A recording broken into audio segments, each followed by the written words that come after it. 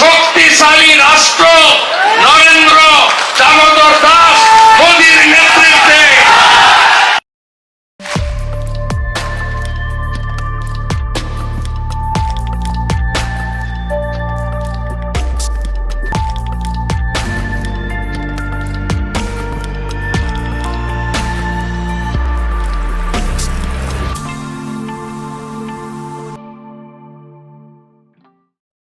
মির্জা ফখরুল কইছে না পশ্চিমা শক্তি বিএনপি ক্ষমতা দেখতে চায়, মনে আছে না? আবার শোনেন। বিএনপিকে দেখতে চায় এখন আন্তর্জাতিক বিশ্ব এবং বাংলাদেশের মানুষ।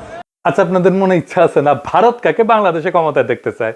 আমি আজ দেখামো ভারত কাক ক্ষমতার দেখতে চায়।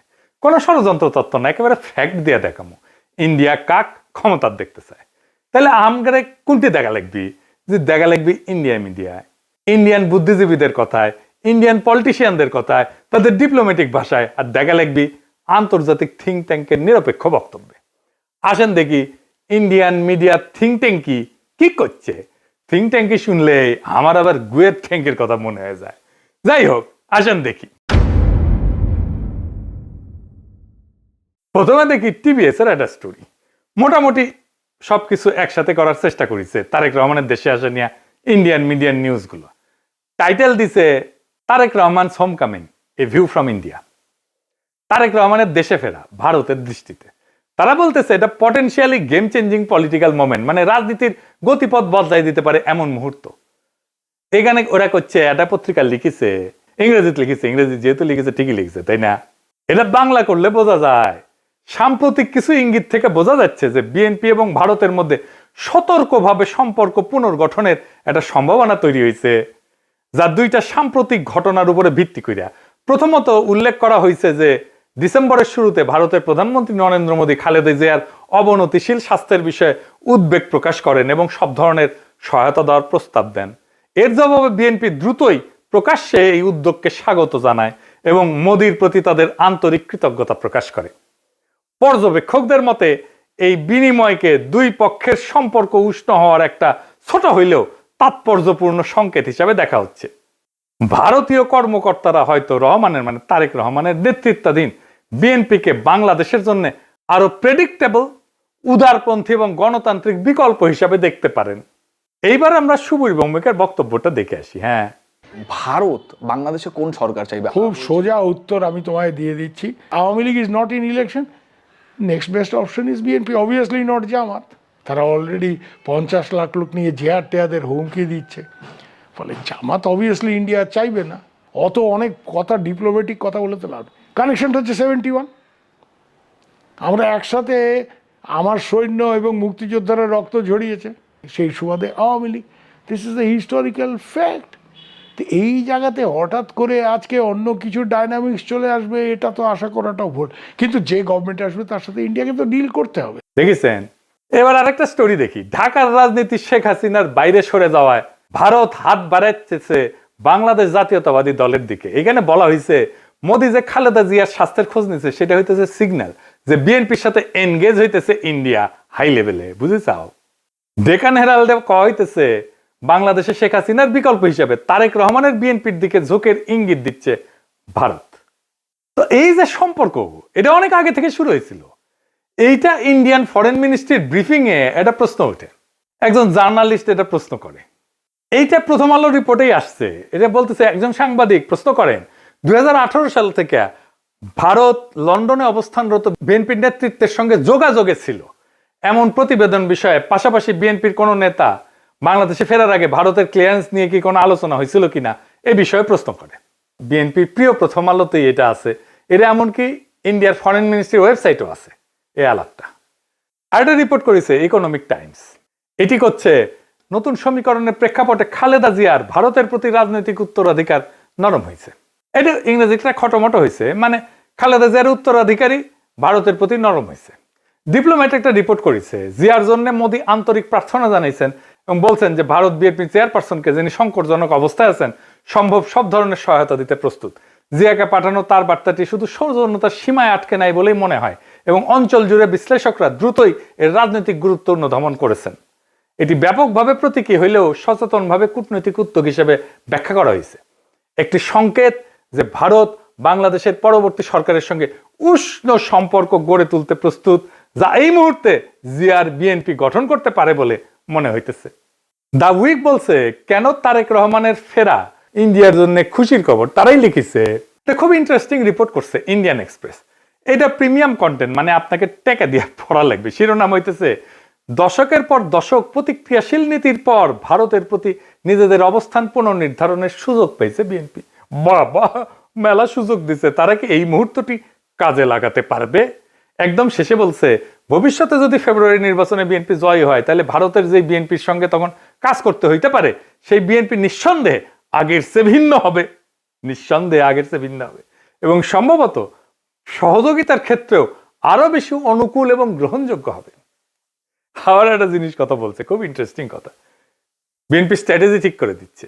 বিএনপি এই পথে কতটা অগ্রসর হবে তা অনেকটাই নির্ভর করবে দলটির পপুলিস্ট আবেগকে তুষ্ট করার প্রয়োজন এবং একই সঙ্গে রাজনৈতিক পরিসরটা জামাতের হাতে ছেড়ে না দেওয়ার কৌশলগত হিসাবের উপরে। বিশেষত গত এক দশকের বেশি সময় ধরে রাজপথের শক্তির উপরে নির্ভর করার অভিজ্ঞতার পর একই সঙ্গে বিএনপিকে সবসময় সচেতন থাকতে হবে আওয়ামী লীগের ক্ষমতায় ফেরার পথ তৈরির প্রচেষ্টা সম্পর্কে। শেষ পর্যন্ত ইতিহাস বলে দেয়, যদি বিএনপি 15 বছর ধরে প্রায় গোপন অবস্থায় থেকে নেতৃত্বের একটা বড় অংশ নির্বাসনে বা গৃহবন্দী থাকা সত্ত্বেও আবার জাতীয় রাজনীতির কেন্দ্রমঞ্চে ফিরে আসতে পারে, তবে আওয়ামী লীগও ঠিক তেমনটাই করতে সক্ষম।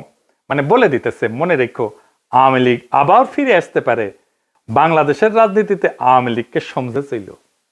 এইবার দেখি ইন্ডিয়ানদের বিদেশি পোর্টালে কি বলছে বিএনপি নিয়ে।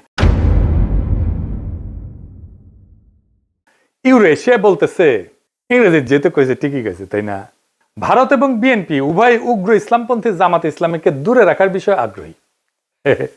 এর লক্ষ্য হইল ভারত বাংলাদেশের সাথে ক্ষতিগ্রস্ত সম্পর্ক পুনর্গঠন করা এবং নিষিদ্ধ আওয়ামী লীগের রাজনৈতিক বৈধতা পুনঃপ্রতিষ্ঠার জন্য একটা সুযোগ সৃষ্টি করা। বুঝতে চাও? মানে আওয়ামী লীগকে আবার ফিরে আনার সুযোগ সৃষ্টি করার জন্য বিএনপির সাথে কাজ করবে ইন্ডিয়া। এবার দিকে আন্তর্জাতিক সংস্থার রিপোর্ট, ইন্টারন্যাশনাল ক্রাইসিস গ্রুপ।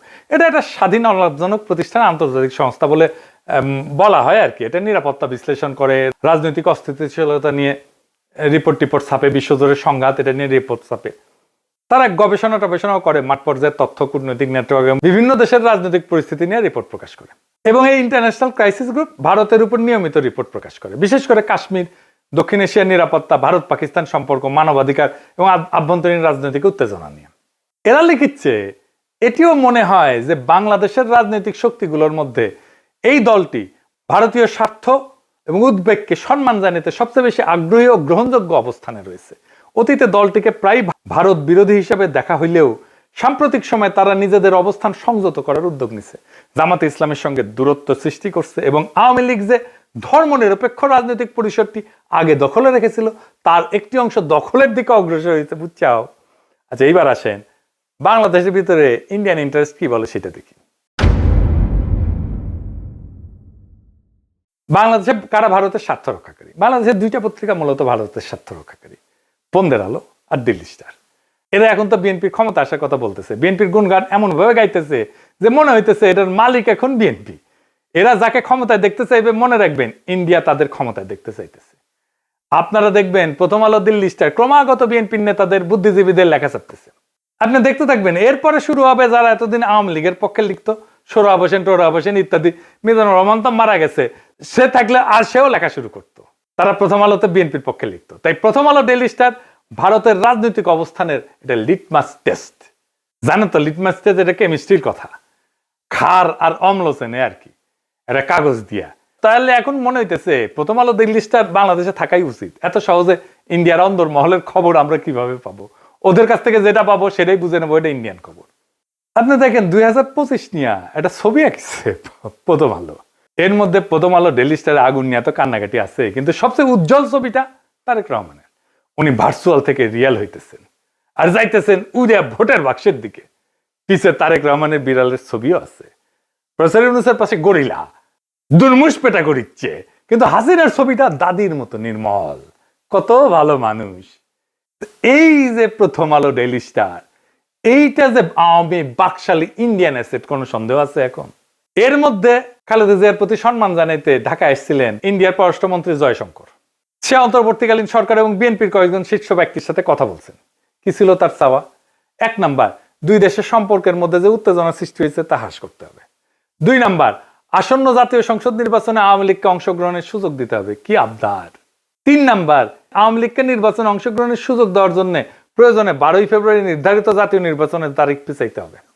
এইটা প্রফেসর ইউনূস সরকারকে বলে গেছে। তারেক রহমানকে কি বলছে আমি জানি না, তবে অনুমান করি একই বার্তা দিছে। এই বার্তা কার জন্য? এই বার্তা অন্তর্বর্তী সরকারের জন্য এবং তাদের চোখে যারা ভবিষ্যৎ ক্ষমতা তাদের জন্য, তাদের সাথেই কথা বলছে। এখন একটা জিনিস পরিষ্কার করে বলা দরকার, বিএনপি এখানে কোনো চুজেন ফোর্স না ইন্ডিয়ার জন্য। তাকে যে পছন্দ করা হইতেছে তা কিন্তু না। বিএনপি এখানে কম্প্রোমাইজড অ্যাক্টর। তার মানে এমন একটা শক্তিতে সে রূপান্তরিত হয়েছে যারা আসলে ভারতের সাথে একটা কম্প্রোমাইজ করছে। ভারত বিএনপিকে চায় কারণ বিএনপি আদর্শিকভাবে শক্ত না, কাঠামোগতভাবে দুর্বল। যেই দল 15 বছর টিকে ছিল নির্বাসনে, মামলা হামলা গ্রেপ্তার গুনখুনে, আন্তর্জাতিক সহানুভূতিতে, আমাদের মতো ইন্ডিভিজুয়াল অ্যাক্টিভিস্টদের মরাল সাপোর্টে এবং অ্যাক্টিভিটিতে, সে দল জানে ক্ষমতায় ফেরার জন্য কোথায় নতি স্বীকার করতে হবে।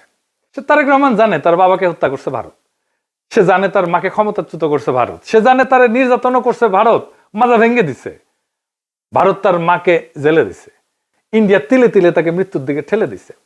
আর এটাও সে জানে সে না পারছে এটা ঠেকাইতে, না পারছে নিজেকে রক্ষা করতে। তাই এই কম্প্রোমাইজ তার শক্তি না, এটাই তার দর কষাকষির পুঁজি। দিল্লির চোখে বিএনপি মানে এমন একটা দল যাকে ম্যানেজ করা যায়, নেগোশিয়েট করা যায় যার সাথে, এবং প্রয়োজনে তাকে বদলায় ফেলা যায়। এবং বিএনপিকে ইন্ডিয়া আস্তে আস্তে বদলায় ফেলতেছে, তারে আর একটা আওয়ামী লীগ বানায় ফেলতেছে। আজ ইন্ডিয়ার বিএনপিকে দরকার, কারণ জামাত অতিরিক্ত শক্তিশালী হয়ে গেছে। কাল আওয়ামী লীগ ফিরে আসলে বিএনপি অপ্রয়োজনীয় হয়ে যাবে, কারণ ইন্ডিয়ার কাছে বাংলাদেশে কেউই অপরিহার্য না, এখানে সবাই রিপ্লেসেবল। আওয়ামী লীগ চলে গেছে, এখন ধরেছে বিএনপিকে, বিএনপি চলে যাবে আর একজনকে ধরবে। তাহলে প্রশ্নটা ভারত কাকে ক্ষমতা চায় এটা না, আসল প্রশ্ন হচ্ছে বাংলাদেশ কি আবারও একটা কম্প্রোমাইজড অ্যাক্টরকে নিজেদের ভবিষ্যৎকে লিখতে দিবে, নাকি এইবার এমন একটা রাষ্ট্র বানাইতে চাইবে যাকে ক্ষমতায় রাখতে কারো দরকার পড়ে না। ইন্ডিয়ার দরকার পড়ে না, আমেরিকার দরকার পড়ে না, চীনেরও দরকার পড়ে না, যে নিজের শক্তিতে জনতার শক্তিতে ক্ষমতায় থাকতে পারে। যতদিন এই প্রশ্নের উত্তর না আসবে বাংলাদেশের সরকার বদলাবে কিন্তু রাষ্ট্র বদলাবে না, রাষ্ট্র একই রকম থাকবে। সেজন্যই দেখছেন না সংস্কার করতে চায় না বিএনপি, কারণ কম্প্রোমাইজড অ্যাক্টর দিয়ে কখনোই একটা সার্বভৌম রাষ্ট্র তৈরি হয় না, করা যায় না। ভারত কাকে চায় এটা গুরুত্বপূর্ণ না, প্রশ্ন হইতেছে ভারত যাকে চায় না সে কি টিকে থাকতে পারে কিনা। আমাদের এমন রাষ্ট্র করতে হবে, আমাদের এমন নেতা বাইছে নিতে হবে ইন্ডিয়া যাকে চায় না কিন্তু সে টিকে থাকতে পারে। ইতিহাস একটাই জিনিস দেখাইছে, দিল্লি যাকে ম্যানেজ করতে পারে সে সরকার দেশ চালায় না, সে শুধু সময় পার করে, সে শুধু সম্পদ পাচার করে, সে জনগণকে কেয়ারও করে না, জনগণের ভোটেরও দরকার পড়ে না। আজ দিল্লি যদি বিএনপির দিকে তাকায় তাহলে সেটা ভালোবাসা না, সেটা দিল্লির প্রয়োজনই। কাল প্রয়োজন বদলাইলে ইন্ডিয়ান ন্যারেটিভ বদলাবে, ইন্ডিয়ার পার্টনার বদলাবে, ইন্ডিয়ার ভালোবাসাও বদলাবে, মানুষ বদলাবে না। তাই আজকে সিদ্ধান্ত বিএনপির না, আওয়ামী লীগের না, ইন্ডিয়ার না, আজকে সিদ্ধান্ত বাংলাদেশের। আপনি কি এমন একটা রাষ্ট্র চান যে এইখানে সরকার ঢাকায় কিন্তু সেই সরকারের সার্ভাইভাল দিল্লিতে, নাকি এমন একটা রাষ্ট্র চান যাতে টিকায় রাখতে কারো প্রয়োজন পড়ে না সাহায্যের? এই প্রশ্নের উত্তর না পাওয়া পর্যন্ত বাংলাদেশে কোনো পরিবর্তন হবে না, শুধু ম্যানেজমেন্ট বদলাবে। আগামী নির্বাচন এই ম্যানেজমেন্ট বদলানোর নির্বাচন না, এটা আসল পরিবর্তনের নির্বাচন, ইন্ডিয়ার বলয় থেকে বাইর হওয়ার নির্বাচন। সেই নির্বাচনে বিজয়ের লক্ষ্যে আগান। আমাদের বর্ষা বিপ্লবের অসমাপ্ত কর্তব্য সম্পাদন করতে হবে এবং আমরা এমন কাউকে ক্ষমতায় বসাবো না যাদেরকে ইন্ডিয়া পছন্দ করে, যাদেরকে প্রথম আলো পছন্দ করে, যাদেরকে দিল্লি স্টার পছন্দ করে। আমরা এমন কাউকে ক্ষমতায় আসবো যারা প্রথম আলো, দিল্লি স্টার, ইন্ডিয়া সবার চোখে চোখ রেখে বাংলাদেশের মানুষের সাথে লড়াই করতে পারবে। ইনকিলাব জিন্দাবাদ।